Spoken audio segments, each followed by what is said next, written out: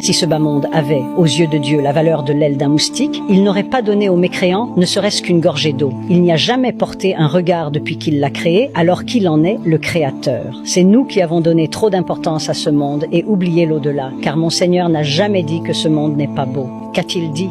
Les biens et les enfants sont l'ornement de la vie.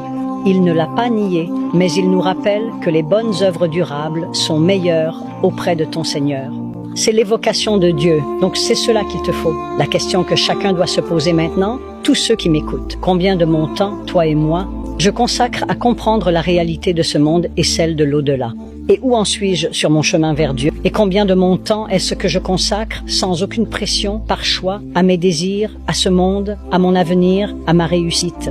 Regarde l'équation. Sur les 24 heures de la journée, je te dis, consacre une demi-heure à l'au-delà. Non, je suis généreux en disant cela. Combien de temps durent nos prières? Même si nous les accomplissons, est-ce que ma prière m'éloigne de l'indécence et du blâmable? Et l'évocation de Dieu est plus grande. Je me lève de la prière comme j'y suis entré. Après la prière, je cherche mon téléphone. Qu'est-ce que je vais chercher dessus? Qu'y a-t-il sur les réseaux sociaux? Où est cette prière qui doit m'éloigner de l'indécence et du blâmable? C'est ça l'idée. Tout est lié. Si je connaissais la véritable nature de ce monde et combien de temps je vais y rester, et surtout, si je connaissais mon Seigneur et mon Créateur, alors l'équilibre se ferait naturellement. Ce verset de la famille d'Imran est magnifique. On a embelli aux gens l'amour de tout ce qu'ils désirent dans ce bas monde. L'amour des passions, il les a appelées passions. Qu'est-ce que c'est, ô mon Seigneur?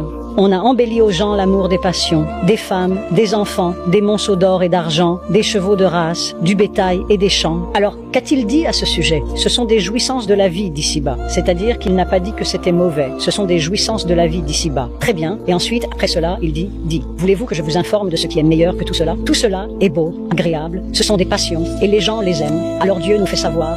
Voulez-vous que je vous informe de ce qui est meilleur que tout cela? Je vais vous dire ce qui est encore mieux que tout cela, pour ceux qui ont la piété auprès de leur Seigneur. Qu'est-ce que c'est, ô mon Seigneur?